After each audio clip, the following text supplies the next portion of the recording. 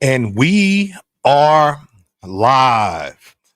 Guys, I want to welcome you to the Coach Beast Show, where we talk about all things youth football coaching, strategies, playbooks, drills, you name it. This is the place where you can ask your question and you will get an answer.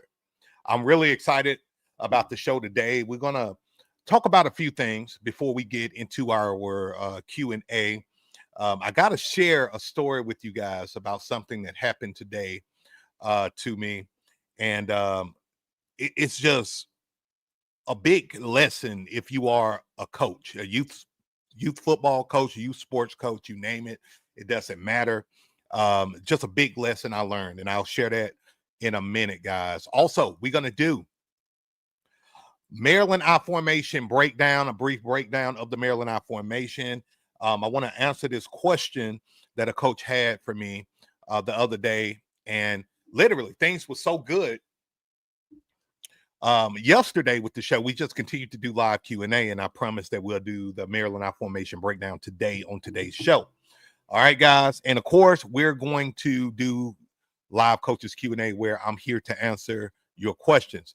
But before we get into the show, you know what time it is. Do me a solid. Shout out your city and your state and your youth football program. If you are a coach, I want to know where you guys are coming from so I can give you love. I can give you a big shout out. Really pumped, really excited about this. We got it's that Witter. We got Witter, California in the house, LA area. Let's go. Welcome, welcome, welcome. Welcome to the group. All right, let's see here. Make sure I don't miss nobody today. Come on, guys. Make sure y'all give me a shout out. We got Arlington, Texas in here. The Arlington Gators, shout out to you. We got the Montebello Indians. Shout out to you. Welcome. Thanks for joining the show. We got St. Mary's, Georgia in the house. CCYAA Pop Warner.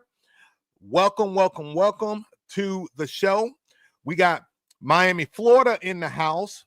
The Little River Saints. Welcome, welcome, welcome. Let's see what we got over here on the other side. We got Houston, Texas in the house. The AAYFDT. Klein Bengals. Welcome, welcome, welcome. Let's see who else we got. We got Town Creek, Alabama in the house. Town Creek, Alabama in the house. Shout out to you and your Hornet squad. We got Coach Nate in the house. Welcome, Coach Nate. He's representing from North Little Rock, Arkansas, representing the CNA Wolfpack. Go Wolfpack. All right, let's see. Let's see. Switching over here. We got the Bel Air Terps. Did I say that right? Yeah, the Bel Air Terps in Maryland. Okay, okay. Hey, the irony of that, we're going to be talking about the Maryland I formation a little bit today. So a lot of irony in that. We got South Topeka Panthers in the house. 11U Pop Warner. Shout out to you, Coach. We got Arizona in the house. Let me see. Maricopa Pumas. Shout out to you, Coach. All right, guys. So if I haven't shouted out to you yet, I'm going to get to you. I promise that. Coach Manning, what's up, my man? Newark, New Jersey, the Northwest Broncos. Shout out to you, Coach. All right, so let's get into the show. And I wanted to start the show off today with a story, with something that happened to me today, guys. So today, me and Miss Beast, we went to our daughter's field trip, and it was like this science center in downtown Birmingham. Been to it with all of my kids, you know, boring for the parents, exciting for the kids, right? So Miss Beast and I, we pull up, we go into the building, and we find our daughter, and you know, of course, we start walking around with our daughter. And so we get to a part of the building where there are other kids, other classes, even other schools on this field trip in this section, right? And I'm walking and I see this little girl run up to me and give me like this huge hug. Okay. Now, don't get me wrong, guys. Like from time to time when I'm out and about here, I'll get other coaches stopping me and telling me that, you know, they watch my content or they follow me, keep doing what I'm doing, all of that. But this time I had a kid come up to me and give me a big hug, right? And I gave the kid the hug. I couldn't right off the bat recognize who the kid was, but I knew that I coached this kid at one point recently, right? So, me and Miss Beast, we left the field trip. We went home and we just got to talking, reflecting on the field trip, right? And I asked her, I said, hey, who is this kid again? And I named the kid and I was wrong. And she said, no, this is Madeline. I'm gonna say her name. This is Madeline. Shout out to Madeline. And as soon as she said it, like I got super excited because this was one of my favorite kids. I was an assistant coach a year ago. I was a year ago or 2 years ago.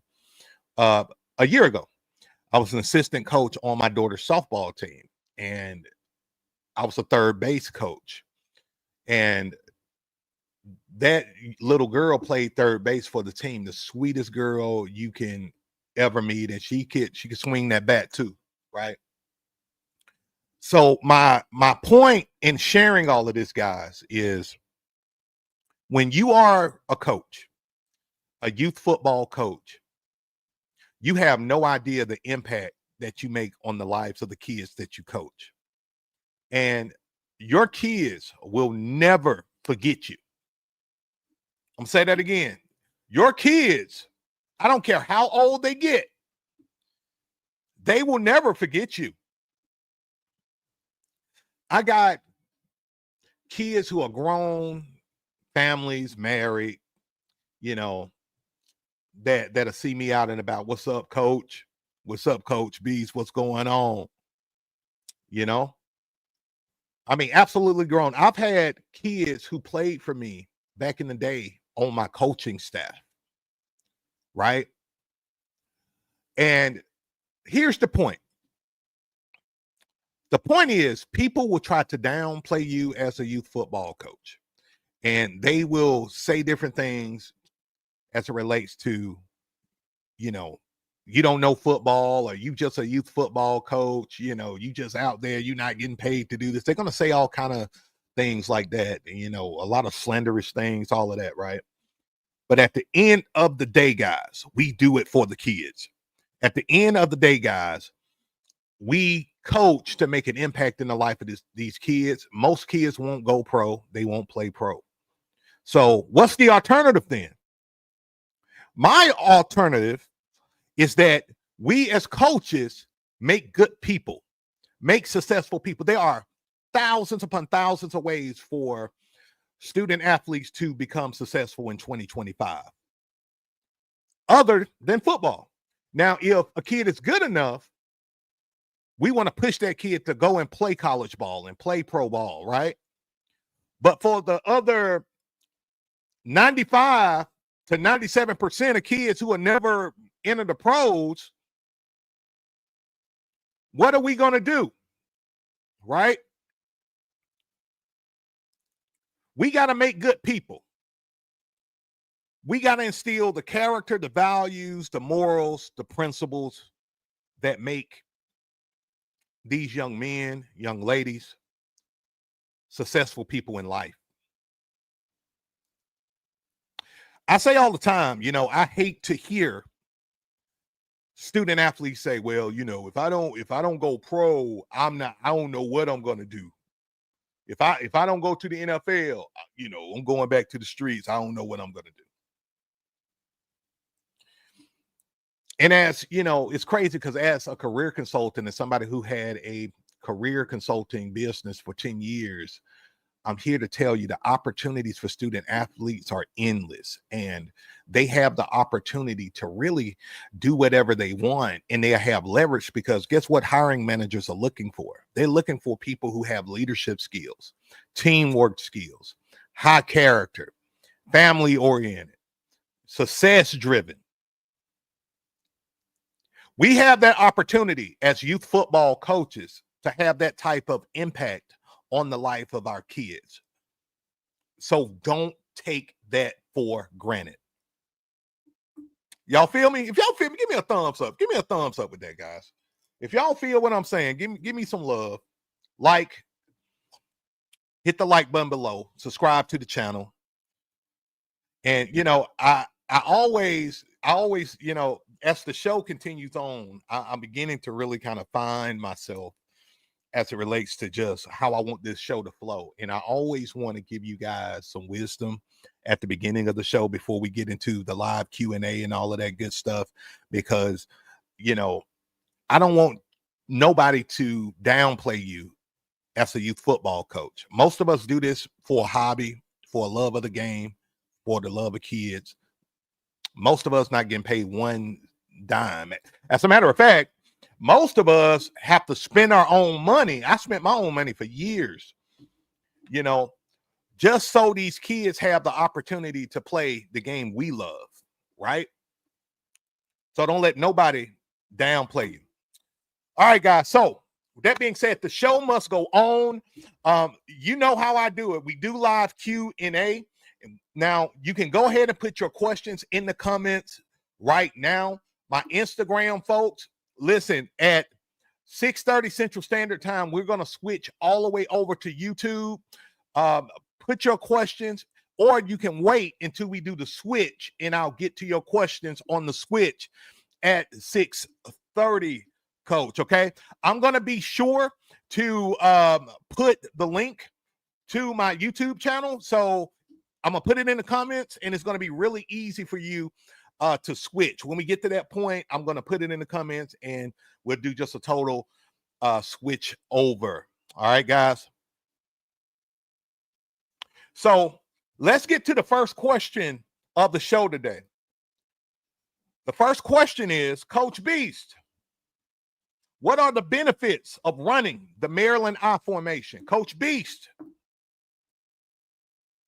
what are the benefits of running the Maryland I formation?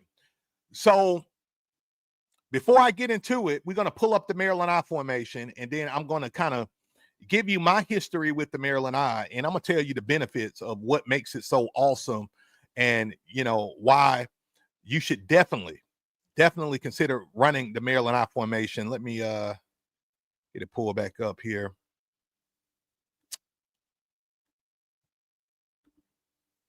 All right, guys, and I hope y'all having a good day too as well, man. Hope y'all having a blessed day. All of that good stuff. All right. Give me a 1 in the comments, guys. Give me a 1 in the comments if you can see the Maryland I formation on your screen. Give me a 1. Drop a 1 in the comments, guys, if you can see that. Let me see here. We got some 100 emojis. Okay, we got a 1. We got a lot of 1s. We got a lot of 1s. Awesome, awesome, awesome. Thank you, thank you. So let me give you a brief history on the Maryland I formation, guys. For me, okay, the Maryland I formation for me was my beast formation before I knew what the beast formation was. And interestingly enough, I was introduced to the Maryland I formation. I was watching some YouTube videos, and this before I even got into coaching. I was probably still playing high school football, as a matter of fact. And I was watching a YouTube video, and I seen the University of Maryland running the Maryland I formation from the shotgun.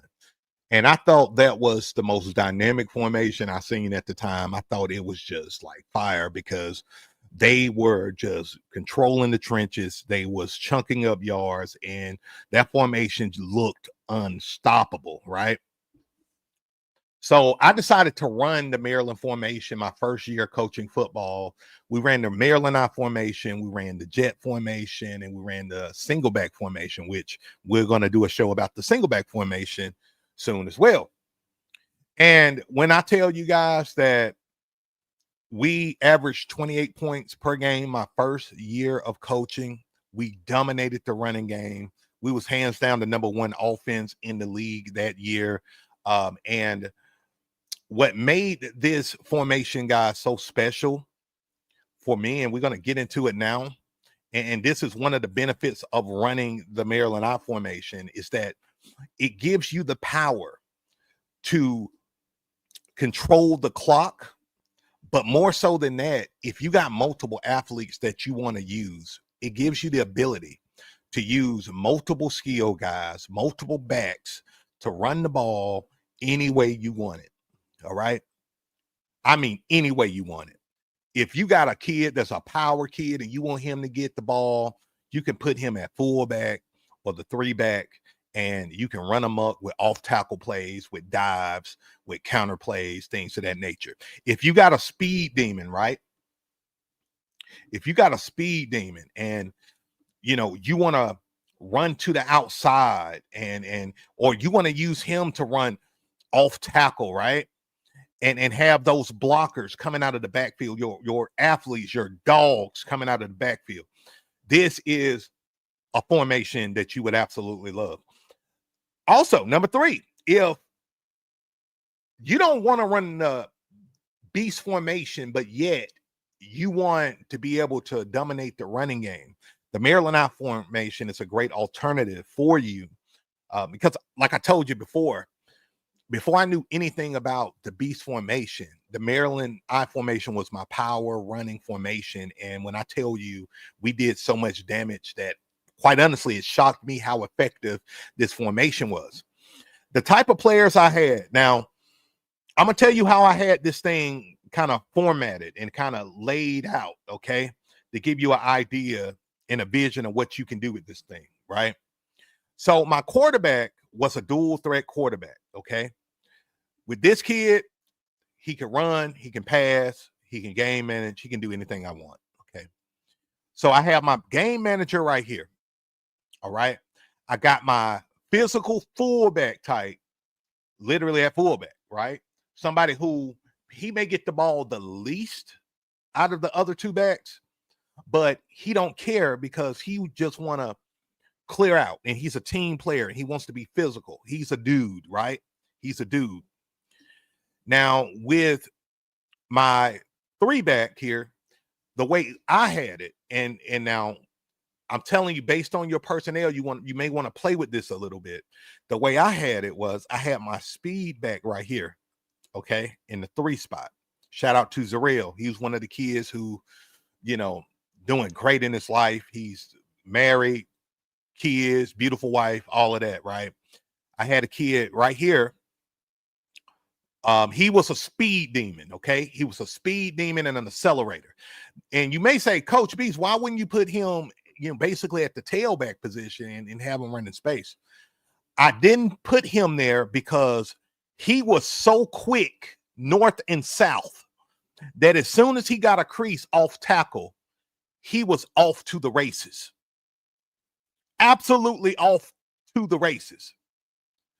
And so what I decided to do, and he was a small kid, I wanted to hide him in the bunch, and we do a lot of off-tackle stuff with him, and we had a lot of success.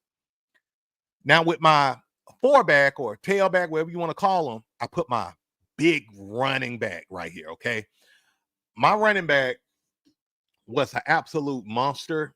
My first-year running back, he was a power back. He had the speed of a speed guy. Kids were scared to tackle him because he was so big.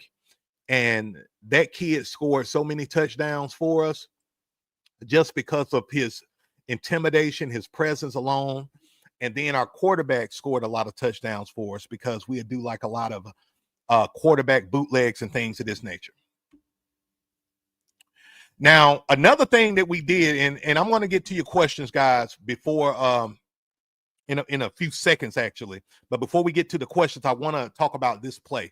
This is one of my favorite plays, and it's one of the most effective plays you can run out of the Maryland I formation. Our team was full of athletes, but we wasn't full of a lot of kids who had catching ability. They was more like running back types, okay? They can run like crazy, but couldn't catch a cold, okay? And we had one kid on the team, one kid who can catch, and I mean, he could catch. He wasn't super fast. He wasn't super quick. He was super smart, and he was a possession receiver. The kid could catch better than any receiver I ever had, right? So when we're running the Maryland I formation, we'll run this hitch and go special play where basically the way I taught him to do it was he'll go out 5 yards and he can either, well, this is the exact way I taught it, and then I'm gonna tell you the way I kind of progressed it for him. He'll run the 5-yard hitch, he'll sell it like he's getting the ball, and he's just gonna turn up the field. The kid scored 9 passing touchdowns. And his biggest reception was like 60 yards. Wasn't super fast, wasn't super quick, just super clutch. So that's the first thing we did. We taught him how to like run the route, sell the hitch, and then go, right? Well, it got to a point where, you know, we'll have him lock up the guy like it's a run block and just outside release. And we was equally as effective going that route as well. Okay, guys? So as you guys know, I like to run heavy and then go to play action pass. This is like the ultimate play right here for the play action pass game. And it just, kids don't know how to guard it. Teams don't know how to defend the Maryland I. It just looks, it's different, right? It's just different. It's dynamic. All right, guys. So I'm going to get to you guys' questions now. I'm going to pause real quick, get to your questions, and we're going to go from there. Let me see here. Let's switch.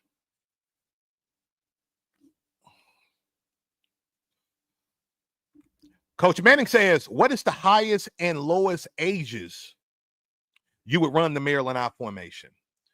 I would run the Maryland I formation up to junior high, JV even maybe, depending on my personnel and my school. In terms of beginner age, you can really start running this. I would say 8U. I would feel comfortable running it 8U, 7U football. I wouldn't necessarily run it 6U, even though you can. I would feel comfortable running it from 8U all the way up, okay, to JV. You know, that's what I would do. Great question, Coach.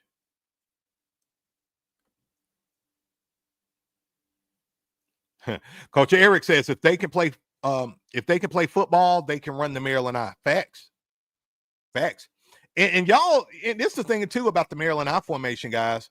It's one of those gritty ground and pound formations that, you know, you earn your stripes defending against the Maryland I. It's in the same family as the T formation, guys, and the single wing and the beast formation. It's in the same exact family. All right. All right. Coach Derek says, how close do you let parents get to the field during practice? Oh, great question.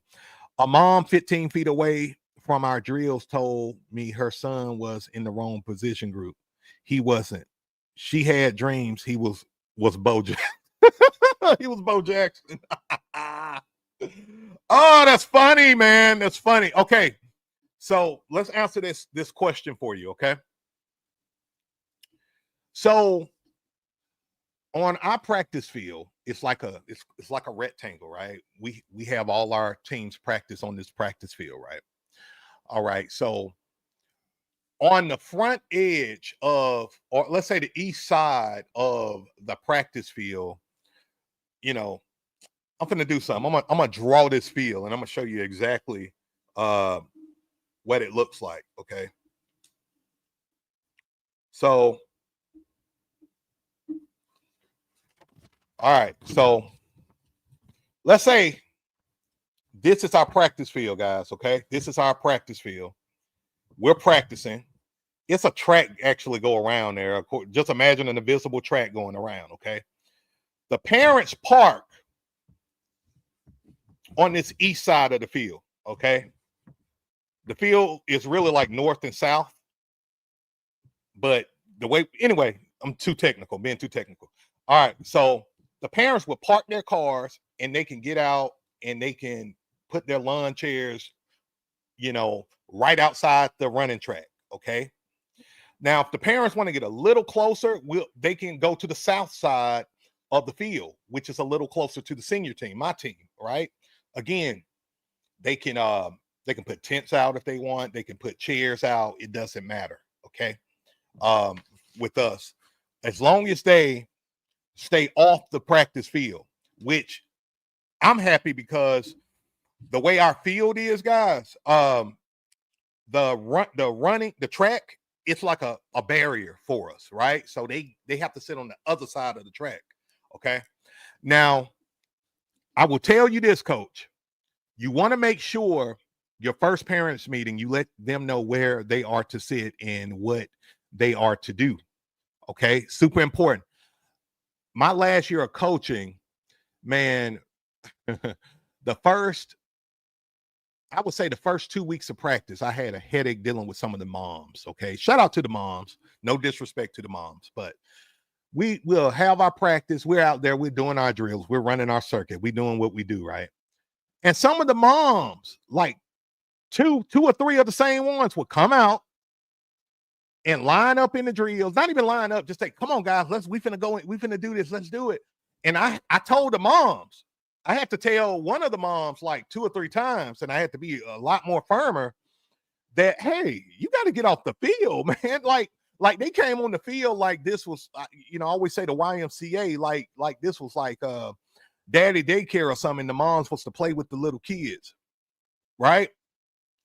And man, these moms came out, they trying to do the drills. They out here like standing beside us, the coaches. I'm like, no, ma'am, y'all got to go. And I said it just like that, like, hey, y'all got to go. Y'all can't be on my field doing practice. And, I had to embarrass them a little bit because they wouldn't listen, And obviously, and this is the purpose of a first parents meeting, okay? You have your first parents meeting. You tell them your rules. You get a parent terms and conditions, code of conduct, all of that. Get them to read it, sign it. Most of them don't read it, but get them to sign it. So when you get on them and hold them accountable, and then they try to cause a ruckus or go to the league or whatever, oh, coach, you didn't say that. You didn't. You can pull out your parent code of conduct sheet and let them know, hey, this is what you agreed to. And that's what we do. So I don't like for them to be too close because they too much of a distraction. I had that problem a little bit too when I was coaching my daughter's volleyball team. Again, Miss B should probably laugh, but they really was kind of intimidated to talk to me. Because, the first game of the first volleyball game, parents came out arguing the score. I'm like, hey, I'm the coach. You got to sit down. And they probably wasn't expecting that, but you have to stand on business. Y'all hear me? You got to stand on business dealing with these parents, because if you act like Mr. Nice Guy, Mr. Passive, you don't want to offend anybody. You putting yourself in a position, man, to where they're going to try to take over your program. And that's just real talk.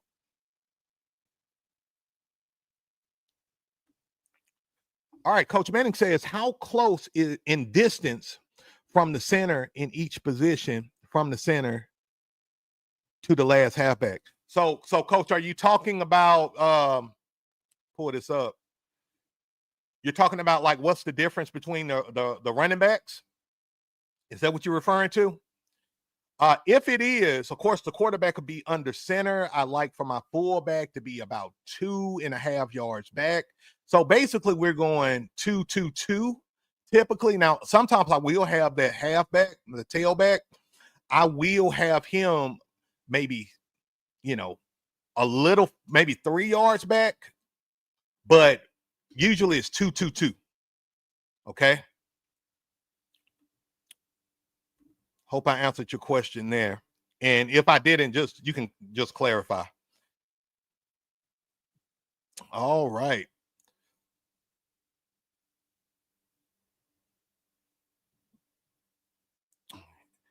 Now, y'all bear with me. I'm getting to your questions. I'm getting to my Instagram people. Y'all know, y'all my folks. Coach Bad News, love the name, by the way. He says, first game as 10U coach this weekend. Wish me luck. Hey, man, y'all wish Coach, man, look, y'all send him some love. Send him some encouragement in the comments.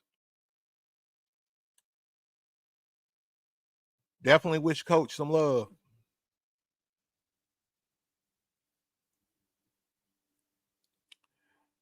All right, and this is what we're going to do too. It is 6:30 right now, Central Standard Time. My Instagram folks, we're going to switch all the way to YouTube, okay? We're going straight to YouTube to continue to answer your questions. And some of you guys, may be wondering, hey, man, why are you like switching from Instagram and YouTube to just YouTube? Because it allows me to be able to answer all of your questions in one space, okay? And I'm going to put follow me on YouTube. All right, I just dropped the link, Instagram. And y'all come on over to YouTube, and we're going to continue our coaches live Q&A, man. I'm gonna leave this link up for a minute, for about 2 to 3 minutes, and then we're gonna get out of IG. All right.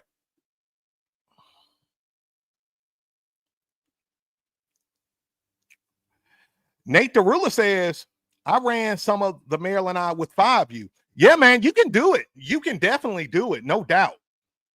No doubt about it. I will tell you guys who are interested in running the Maryland Eye formation, if you run it with a young group, or even if it's a senior team, because the team I ran it with was a 9U, 10U team, I would start with these core plays. I would start with plays like the wedge, okay? Fake the wedge, pitch it to your 3. Like, these plays are nasty, absolutely sick, okay? And these are gonna, what it creates is matchup nightmares. Y'all know how I love matchup nightmares, and I also love to throw those linebackers off so they can really get their alignment off and their gap fits off, right? So we'll do push motion and things that nature to really window dress. That's one of the main reasons why we do push motion in this formation. Now, you can also use push motion to do screen plays, screen passes, things of that nature as well. But primarily, we will use it, to really do a lot of window dressing. Dive plays, I will run dive plays like crazy in the Maryland Eye formation. No doubt about it. This one of my favorites right here, the super dive, where they are crashing hard, in that A gap, if you're thinking about it from a defensive perspective, 2-hole from an offensive perspective. And again, controlling the trenches, guys, controlling the game, controlling the clock. We are suffocating the defense, okay? I would run a lot of these core plays, right? And then what I'll do is I'll throw in just a couple passing plays. Definitely want to put the Maryland Eye hitch and go special in there, okay? Then you can do a quick slant if you do have a quick guy. You got the deep post that you can do, and it also opens up that tight end over there on the weak side of the field, even though we kind of flipping it's kind of the strong side, but we'll put him like what the boundary is, and we'll have him run almost like a post corner route. You can just do a fade. If you got a tall wide receiver or just a receiver who can catch and can run that fade route, you can do the fade. You can do the tight end wheel pass, which is another, one of my favorite plays. I love wheel passes, guys. Like, wheel routes is my favorite route in all of football, because for some reason the defense struggles to pick up on that player running a wheel route, whether he's a tight end or or halfback. All right. All right, guys. My Instagram folks, we about to close it off. And join me over on YouTube. If you missed the link, you can just follow me at Coach Beast. Just put in Coach Beast. You will see this live going, guys. See you on the other side. All right, guys, I'm back. So let's continue on with the questions, guys. Wing T Colt represents. Hey, Coach. You know it's funny because in high school we ran the wing tee. Absolutely love the wing tee, but I've learned since I've been doing content creation is that the wing tee nation is real. Wing tee nation is big. I'm trying to grow Beast Nation, but wing tee nation strong, man. Absolutely strong.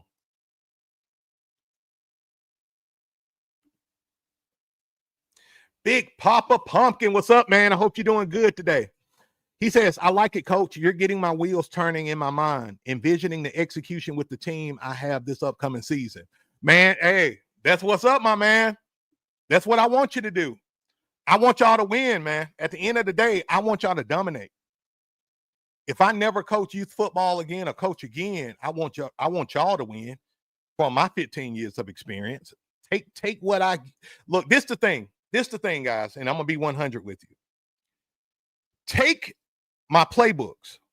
All right. Take my playbooks. By the way, all 16, 17 of my playbooks are 85% off in my stand store. I'm going to drop the link in a minute if y'all are interested in just checking it out, including the Maryland I formation. It's in the bundle.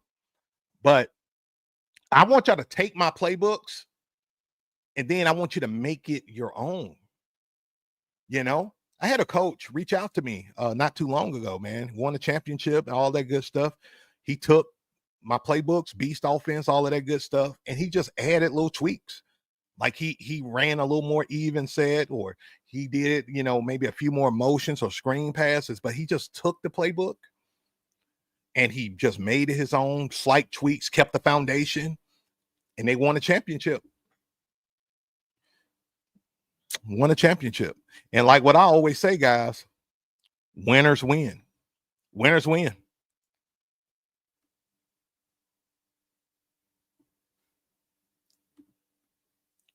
Coach Adam says, would you still consider this formation with an undersized offensive line? As a matter of fact, Coach, I recommend it.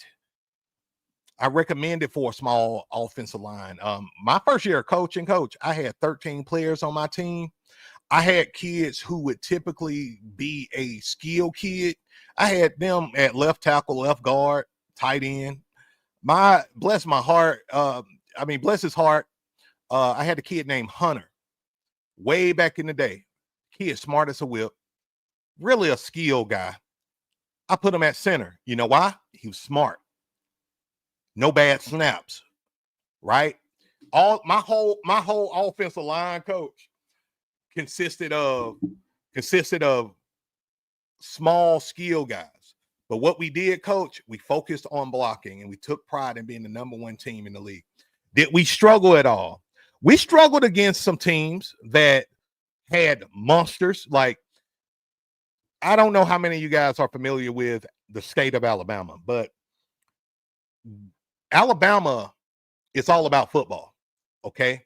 When you go in these country towns, these small country rural towns, it's even more about football. So we played this team called Aliceville. Shout out to Aliceville. I think they're the Yellow Jackets. And all those country boys are huge. I mean, I'm talking about 9U, 10U. You got kids 220, 210. And I'm not talking about fat kids, right? I'm talking about just athletes, big kids, just physical, right? And, we played this team and they just had more girth and more size in the interior, and it created problems. And we ended up losing that game. It was like 21-28 or something like that. And sometimes you just have to deal with a more physical defensive front. That's why I say, guys, whether you got a small team, large team, focus on blocking techniques and fundamentals, because you put in the reps to block. I'm telling you, most of these kids don't know how to get off a block. If you teach your kids how to block and how to double team block, you're going to cause problems for the other team.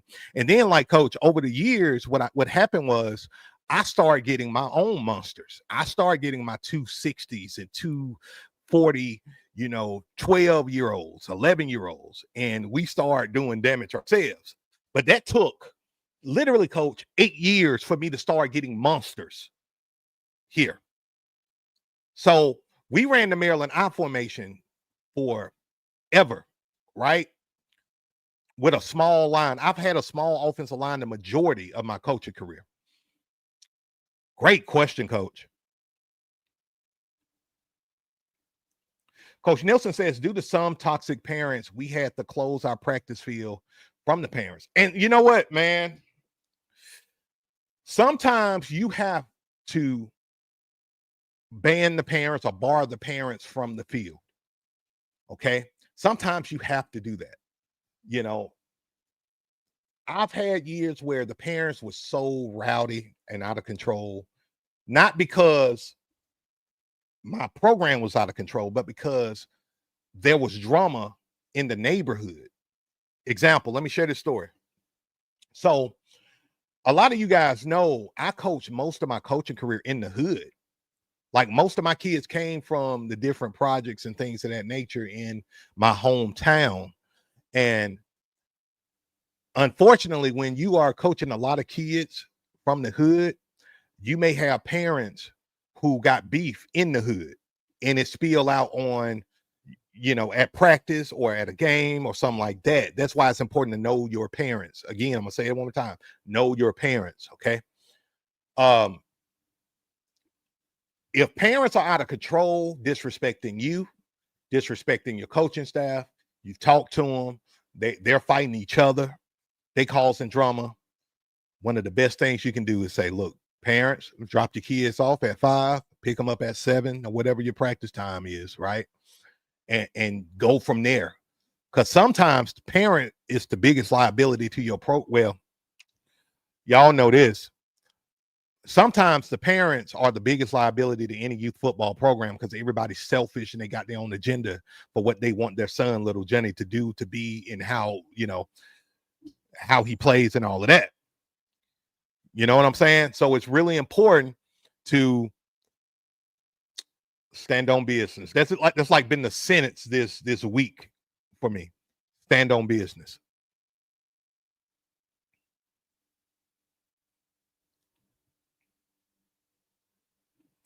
Autumn Win, what's up? What's up? What's up? Coach Marv here. Okay, Marv, you told me that yesterday. He says, what is the best way to get players over the fear of contact, hit and being hit? Okay, another phenomenal question.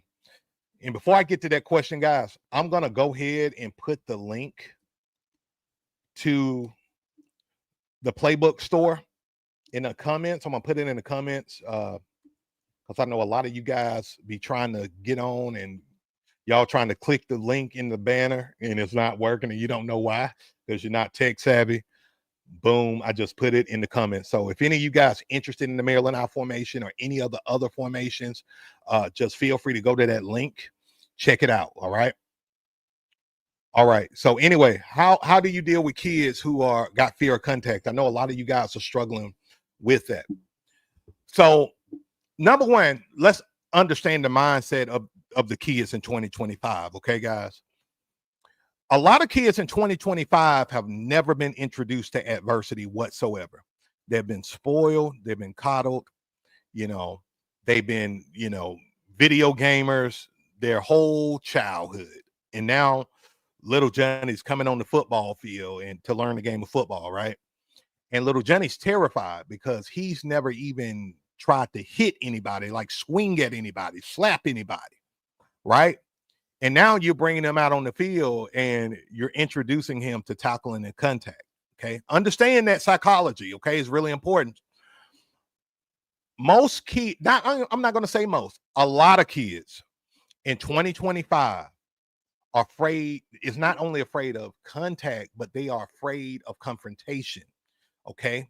So before we get them unafraid of contact, let's make them unafraid of confrontation and let them know, oh, confrontation is okay.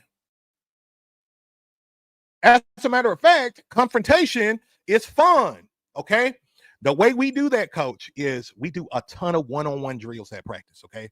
We start doing one-on-ones in the summer, in our summer workouts. And then fall camp, we pick it up when we go in full pads, right? And one-on-one drills is just simply, we got two kids lined up with each other. We create a box. We actually call it the box drill. You can look up the box drill on YouTube or Instagram or TikTok, and you will see the video of my team running the drill. You know, that's a shout out to you sorry haters out there who say I don't post film of practices and games. Screw you. All right. Anyway, so yeah, man. So we do a lot of one-on-one drills, two-on-one drills, and we break our kids up in teams. Really important. Team 1, team 2, or you can give them nicknames, or they can give themselves nicknames. It doesn't matter. And so team 1 is going against team 2 in various drills throughout our practices. Okay. And so if team 1 player wins over team 2, of course, team 1 is crunk, right? They are excited. They're fired up, right? If team 2 wins, now team 2 is upset, and now they ready to get revenge, right? So team 2 comes back and win the next drill, right? The next player come up on team 2 and win, right? Now team 1 mad, and now they want their get back, right? And now you got competition. Y'all see that? Y'all see how I made confrontation fun, right? So now they're going at it with each other. And it's not scary, it's fun. It's the other F word. It's fun. And we create that culture in the summer. And if a kid is just coming in the fall camp, day 1, he's introduced to the box drill. We don't care if the kid's kind of timid and afraid and scared. We know that kid is going to be afraid and scared. Okay, that's okay. But we're indoctrinating him into our culture, right? When it comes down to tackling, coach, we don't go into Oklahoma drill. Like, we don't jump into Oklahoma drill as soon as you start practicing in full pads. No, we break down hawk tackling, near shoulder, near thigh, wrap, roll. We rinse and repeat till they get bored, because we're programming them how to do things the right way, or do things in a fundamentally sound way to where they are able to be effective and execute, right? So that's what we do, coach, in a nutshell, man. I hope I answered your question on that. All right.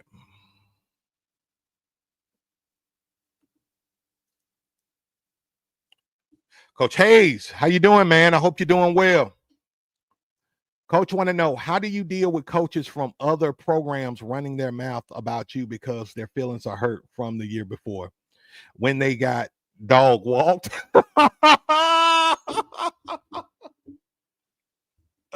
Man, hey, y'all are funny, man. Look, on a side note, like, I got to do a camp or something soon and meet you guys. Like, you guys are all across the country in clutters. Y'all all across the country in clutter. So, we're looking at LA and working our way back east, right? LA, Arizona, Miami, show a lot of love down there.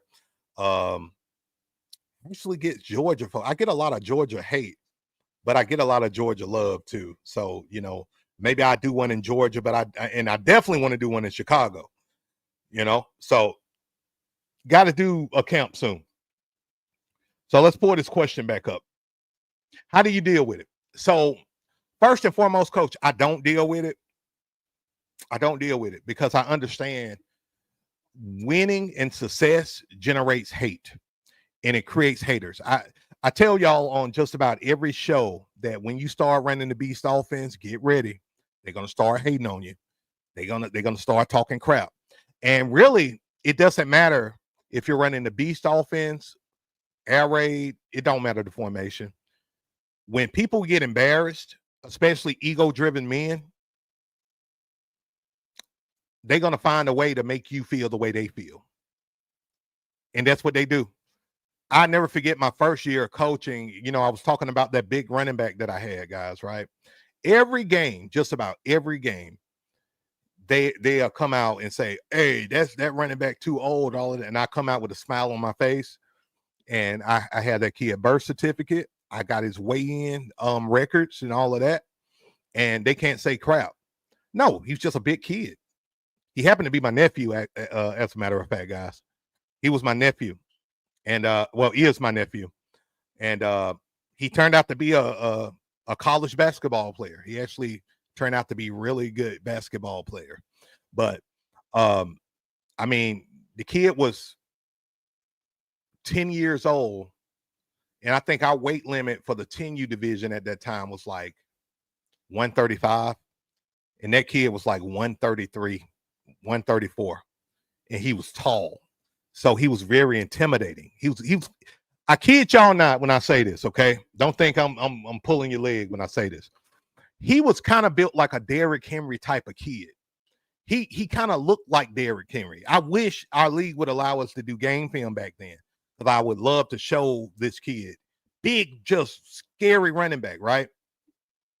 But every game, you know, I had to make sure I had my stuff because I was going to get guys hating. I had a guy say, and this was recently, you know, when I say guys, whenever I say recently, I'm talking about like within a 5-year window. Okay. I'm getting older, so my timeline of recently is like 5 years. You know, back in the day, it's like 10, 15, 20 years, you know, when y'all get it. But I don't deal with it. I remember having this other coach, man, said he went to the league and said that I was using drones to record their practices. And see, y'all think I be BSing when I say, you know, our league don't play about anything related to recording things. So the program director called me. She told me what this other team said after we whooped their tail the previous week. And I started laughing. I mean, hard, like almost crying laughing. Because number one, I don't even know how to fly a damn drone. Number one, I have no clue how to fly a drone. I just got this webcam and learned how to use it, right? I use my camera to record 90% of my videos. I'm a tech guy, but I do not know how to use, you know, drones and stuff like that. So that was number one. Number two, I don't even know. Let's say I wanted to record their practice, right? I don't even know where they practice. I don't even know their practice location if I wanted to do that. So guys will, and gals, because I don't want to neglect the women coaches out there. I appreciate you guys. But there are coaches out there who hate to lose or hate to feel embarrassed. It's not hate to lose, because a lot of them are losers. I'm going to just keep it real. A lot of them are losers, and they live through kids coaching youth football. That's why they get so upset if they get beat. Instead of teaching their kid how to bounce back from losing and things of that nature, they got to find a way to, you know, cover up their insecurities, their embarrassment. And so they are going to try to find something. It got to be I don't lose 33-0. I don't lose 42-0. They had to cheat. And that's their mindset, guys, when it comes down to this whole thing. You can't allow it to get under your skin to where it becomes back and forth talk. That's how these leagues get toxic. One coach, ego-driven coach, talk toxic and talk crazy and disrespectful. Now the other one doing it. Now before you know it, you got Coach B's doing reaction videos on youth football fights. All right. So what I typically do is, if a coach allege that, you got kids that's over the weight limit and all of that, I keep my receipts, guys. I keep my receipts. So I'm showing the weight. I'm showing the age. I got all of my documents, birth certificates, you name it. We don't play that. We don't play that cheating bull crap over here, right? We teach our kids integrity. We lead with integrity. We lead by example, right? So always have your receipts, coach, when you are dealing with coaches who don't like you in there trying to say you're cheating or whatever. And we know most of it's BS and they can't prove nothing because most of it's just allegations anyway. All right, coach. Hope that helped, man. That was a great question. And guys, I know our show ends in 5 minutes, but if you have questions, I'm going to try to get to them now. I'm going to try to get to these questions a little quicker, if that's okay. I'm trying to do better with my time. This is supposed to be an hour show, guys. We averaging about 90 minutes per show because we having fun.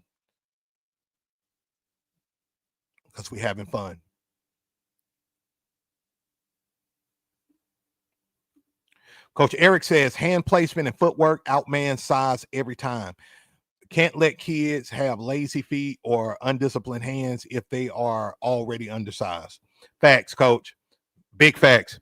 As a matter of fact, man, one of the biggest blessings in my life as it relates to being a football player is playing tight end in the wing T offense, because it really taught me how to value blocking and really grasp how important blocking actually is. Like, blocking is everything. Y'all know how I feel about blocking. You know how I feel about tackling. Blocking is everything on offense. Tackling is everything on defense, especially in youth football. If you can block, you're going to be hard to beat. If you can tackle, you're going to be hard to beat. Period. Just think about the teams that make it to the championship in your league each year. Can they block? Can they tackle? I guarantee you they can.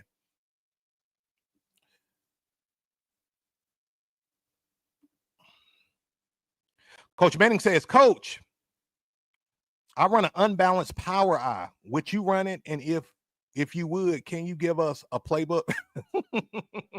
Okay. I'm gonna answer your first question, Coach. I would definitely run it, man. I got a mad respect for all of those formations. Maryland eye, power eye, wishbone, flex bone, T formation, diamond formation, single wing. Those are the formations I fell in love with. I'm an 80s baby. I played football in the 90s. In the 90s, y'all know, early 90s, Nebraska was the team. They ran power eye, full house, wishbone, unstoppable. I love those type of formations, Coach. And look, if y'all want a playbook on that, I'll definitely do it if the demand is there. I usually will, make my playbooks based on the demand. I do like a poll to my email list, and I'll also do a poll on YouTube and IG. And then, from there, we tally up the votes and we kind of go from there. That's how I craft a lot of the playbooks.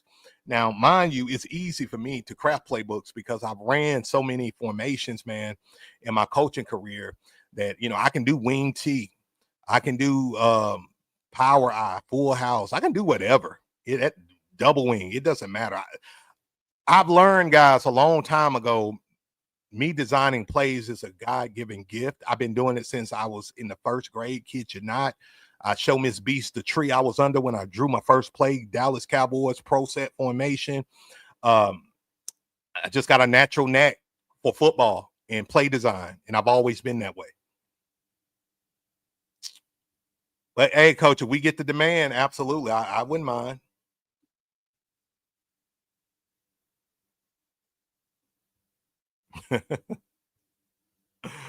Oh man, Coach Deuce, my guy. Every time I read your name, man, I have to go deep. Deuce. Coach Deuce says you have to draw the line in the first parents meeting, and you can't make accepts. You can't, man. You can't tell the parents to be on time for practice, and then you're late for practice, twice a week. You can't do it. It won't work. You can't tell your parents don't yell and cuss and fight if you're yelling, cussing, and fighting with your coaches or other parents. Don't work. The number one way to lose influence from your parents is to tell them something in that parents meeting, and then you go back and do the very thing you told them not to do. The big one is time. I tell my coaches and my parents, practice start at 5. We end at 7 p.m. on the dot, no matter what's going on. And we take pride in it. I tell my assistant coaches, look, practice start at 5. I ask you to be here about 5-10 minutes before practice to help set up. If you have to work, let me know, and no problem. We'll just adapt and go from there. But if you just don't show up to my practice just because you didn't feel like it that day or don't care or think it's okay, find another program to coach in, because we just don't accept certain things in our program because we believe there's a standard. I don't care if this is youth football coaching. I don't care if this is volunteer work. If you made a commitment to something, man up and show up to practice on time. Period. I know things happen in life and you may not be able to make it to every practice, but if you say, hey, I want to be a coach, what can I do to be a coach in your program? And I say, hey, what kind of, what you want to be? Like, you want to be an assistant coach, a positional coach? You thinking about becoming a head coach? What do you want to be? Because here's the thing, guys, my local coaching tree is huge. I take pride in not only helping kids in youth football, but I got guys who are coaching youth high school ball that started with me. So just because these guys are volunteering on your program, guess what? They're under your leadership and mentorship. That's why I always say, guys, if you want to be a head coach, understand it's 90% leadership, only 10% football. As soon as you understand that, the more fun you have. So understand the guys you get in your program, you got to make sure they understand your rules, your standards, and you got to hold them to it. Stand on business hard. I'm harder on my parents and my coaches than I am on my kids. And I'm like that because I know the adults are the ones who screw up most of the crap. If you got a kid that's cutting up or acting disrespectful, it's a way to deal with that. But it's a whole nother level when another grown man is disrespecting you, or a grown woman disrespecting you and cussing you out in front of your team and other adults. You got to stand on business.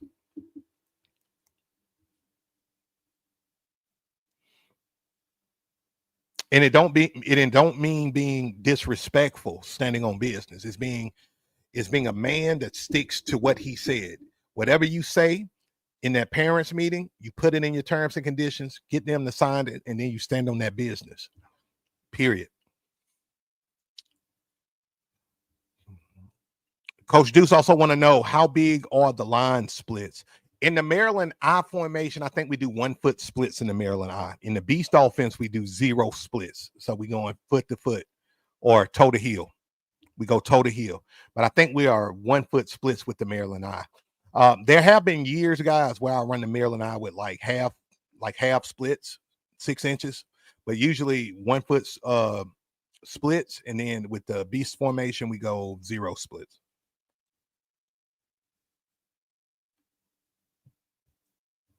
Michael, what's going on, man? What's going on? And look, guys, if I miss your questions, please forgive me. And look, if you want to guarantee that your question is read, there's a way you can do it. We got super chats, okay? We got super chats. Basically, the way, I know most of you probably already know how super chats work, but if you're getting value from the show and you are enjoying everything that I'm doing with the show and want to support me and my family, you can donate by using the super chat. Donate and put your question, and that question is guaranteed to be read, okay? And I don't care how many super chats you do and questions you got, I will answer those questions live on the show, okay? So that's a way to make sure your questions are answered, or you just want to show your love and support of what I'm doing here on the Coach Beast show. So, and I would really appreciate that. All right. Great question, Coach Nathan. He says, and we're going to do one more question after this, guys, and we're going to end the show. All right. Coach Nathan says, how do teams try to line up against this unbalanced formation? Dude, okay. And I'm guessing you were referring to the Maryland Eye, right? Let's pull it up. All right. So what a lot of teams try to do with the Maryland Eye or any unbalanced offense, and I'm going to show y'all something I didn't show you earlier.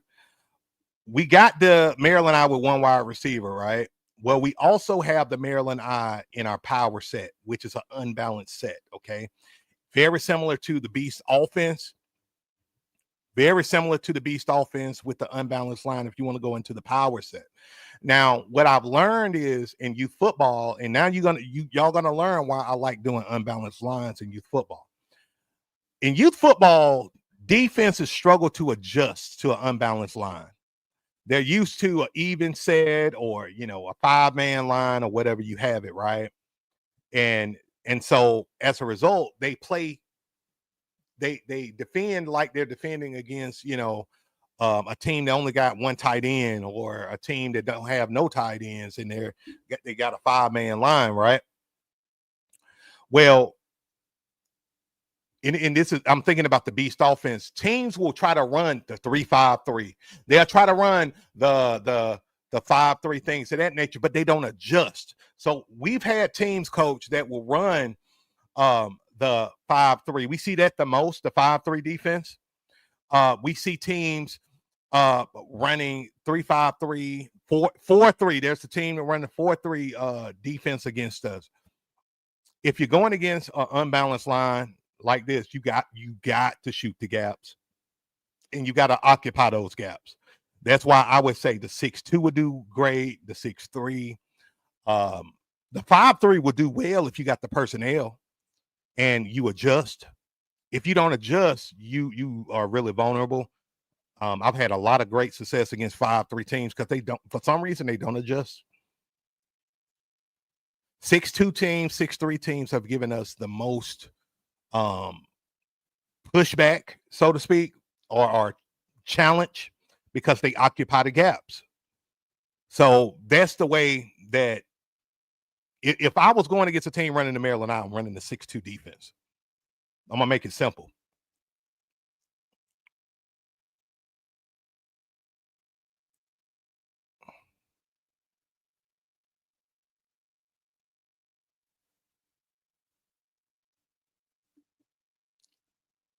Do you ever bring the X in for a nasty split? I don't. You can. I don't in my system. We control the clock so much with like these unbalanced lines, like in the Maryland Eye or the T formation got an unbalanced line. I got the traditional single wing playbooks, unbalanced line. Of course, the Beast offense is an unbalanced line. And what I like to do, coach, is my line is my line. I call it the iron wall. They set the tone for everything. And then we do a lot of our window dressing, motions, things of that nature with our skill guys. That's typically what I do.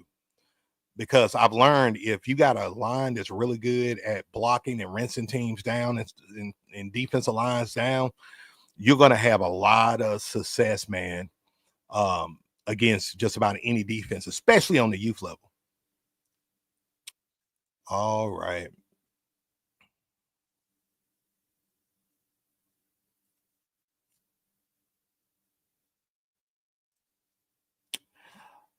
All right. Next question here.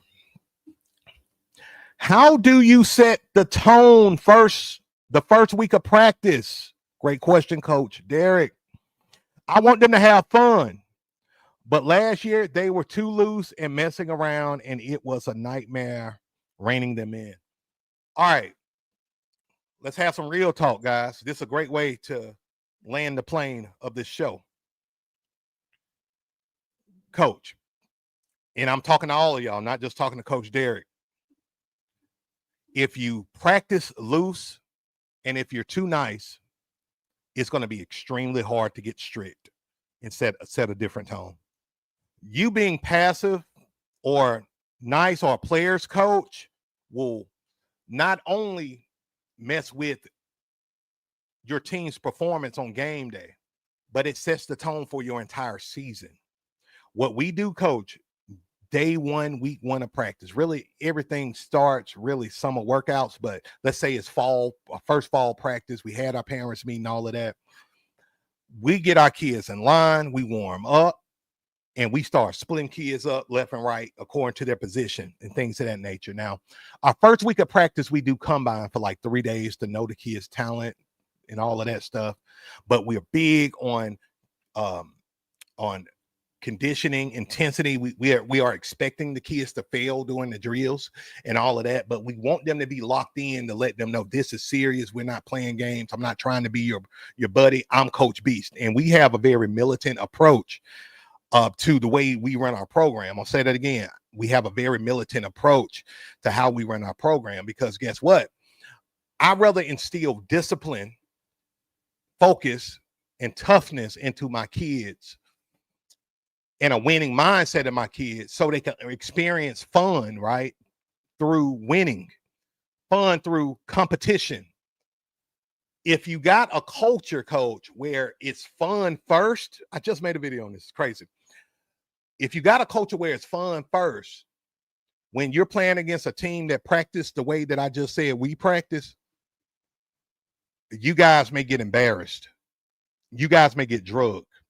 And I'm not saying that to disrespect you in any kind of way, but it's just the truth. I've had years where I tried to do this player coach crap. It don't work for me. I think the player coach role matters and it's important. Absolutely, I do. That big running back that I was telling y'all about earlier in the show, my nephew, he's my players coach. He's been with me for a long time, and when I chew them kids out or have to set order and be the bad guy, he's the one that know how to talk to those kids, get them back grounded, and get them ready. That's just who he is.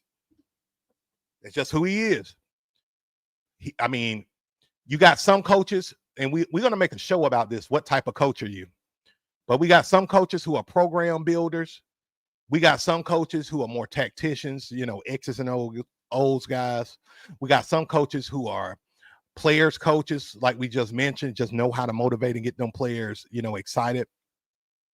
But then you got disciplinary coaches as well. I fall in the category of a program developer and builder, and also a disciplinary coach. And y'all know I'm an X's and O's guys, but I don't like to say I'm all of them. No, I like to be the best at one of them, and then the other ones compliment me, right? I am the ish when it comes down to building programs. I am the one that you come to if you want to know how to have a program that's the best in your city.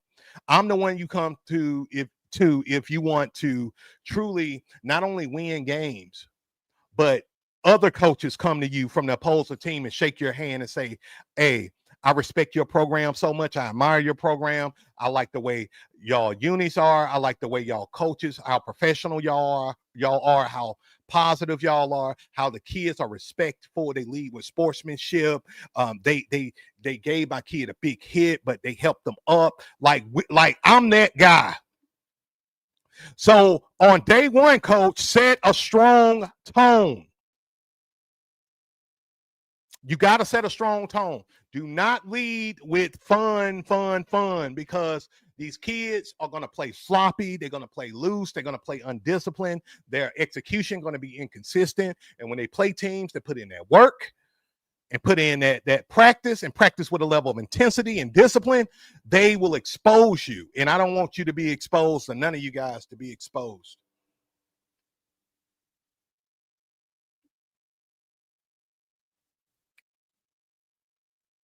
All right, guys. On that note, guys, I think that's it, man. I know I got more questions, guys. If I didn't get to your questions, look, we're going to be back on tomorrow, 6 p.m. Central Standard Time. All right, guys. If you want to learn more about the Maryland I formation, okay, or you want to get this entire playbook yourself, guys, and what you see is what you get, okay? Meaning you get all of these plays all of these formations. And you can, if you want, you can run this by you. You can run the Maryland Eye exclusively if you want to. But you get all of these plays with the Maryland Eye bundle or the Maryland Eye playbook. And of course, with the bundle, you get 650 plays with everything. And when I say everything, I mean everything, my entire system. All right, guys, and it's 85% off. All right. All right, guys. So again, I hope you got value from the show today. Hit that like button if you did. If you haven't subscribed to my channel already, go ahead and hit that subscribe button. I really appreciate it. Tell your coaching staff about the Coach Beast Show. Tell your friends about the Coach Beast Show. Parents, have them chime in. It's funny, you know, I had a guy that's a parent, and he do mentorship for high school, asked about my show today. You know, if anybody that's in the football community, tell them about the show, guys. We are on 4 days a week, Monday through Thursday, 6 p.m. Central Standard Time. All right, guys. So if I missed your question, again, save the question. I'm going to get to it tomorrow, guys. And I'm sorry if I didn't get to your question, but I got to run, got to go. All right, guys. Until next time, win more games, score more points, beast out. Peace.